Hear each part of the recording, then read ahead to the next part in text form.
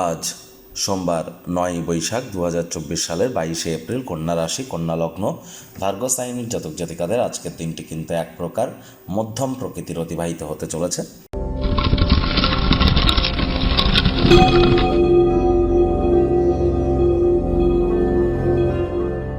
ভিডিওটির শুরুতেই আপনারা দেখতে পাচ্ছেন মহাদেবের রুদ্র গায়ত্রী মন্ত্র। ওম তৎপুরুষায় বিদ্মহে মহাদেবায় ধীমহি তন্ন রুদ্র প্রচোদয়াৎ।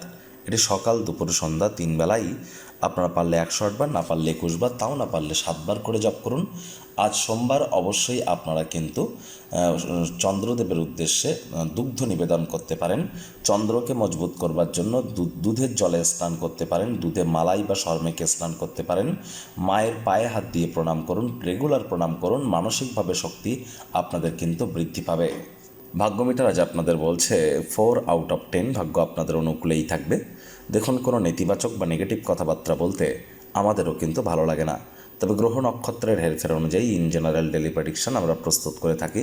যাদের চন্দ্র রাশি কন্যা অর্থাৎ মুন সাইন ভার্গ, এই গণনা তাদেরই কিন্তু অধিকাংশ ক্ষেত্রে খাটবে। আর যাদের কন্যা লগ্ন তাদের কিন্তু আংশিক খাটতে চলেছে।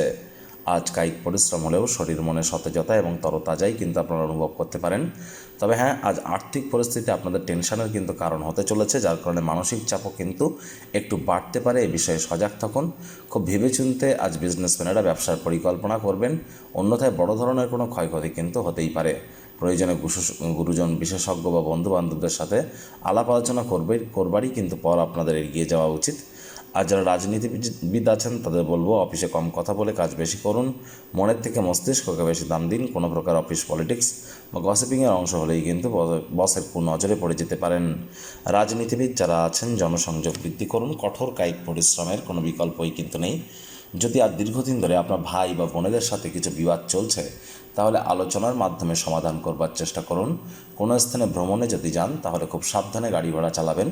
পরিবারের কোনো সদস্যের কথার কারণে পরিবারের পরিবেশ বিরূপ প্রতিক্রিয়া কিন্তু দিতেই পারে। পরিবারের প্রয়োজনীয়তাকে অগ্রাধিকার দেওয়ার চেষ্টা করুন। পরিবার পরিজন নিকটে স্থানীয় ব্যক্তিবর্গদের বোঝান যে আপনি তাদের ভালোবাসেন, কেয়ার করেন, পরোয়া করেন। তবে মুখ দিয়ে বলে বুঝিয়ে কিন্তু কোনো লাভ নেই। সংবেদনশীল কর্মের মাধ্যমে বোঝানোর চেষ্টা করুন। আজ আপনাদের শত্রুপক্ষ, বিরোধী পক্ষ একটু হলেও শক্তিশালী কিন্তু থাকছে।